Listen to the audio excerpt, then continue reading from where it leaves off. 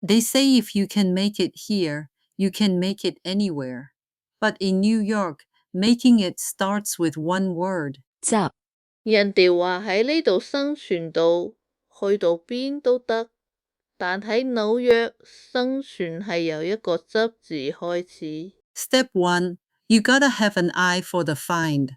We call it 執起。第一步你要對眼夠利，呢個就係執起。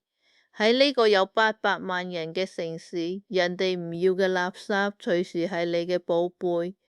Step 2. Space.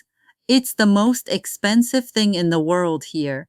Every Sunday is 執屋 organizing the chaos just to find room to breathe. 第二步空間，喺紐約空間係最貴嘅，每個禮拜都要執屋，喺呢片混亂入面揾返個位呼吸。Step 3. The heartbreak of change. Another legendary spot. 執笠 closed for good. This city moves fast and it doesn't wait for anyone. 第三步變遷嘅心痛，由一間老字號執笠，呢個城市行得好快，佢唔會等任何人。Step 4. Survival. The trains are late. The rain is pouring. But you don't quit. You don't quit. You 執生 You improvise. You pivot.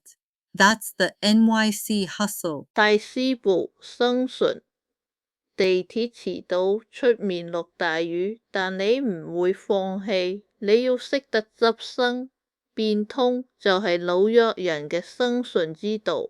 And finally, step 5, creation. Taking all this chaos and 執片 editing it into a story to share with you. 最後第5步創作，將呢一切嘅混亂執片剪成一個故事同你分享。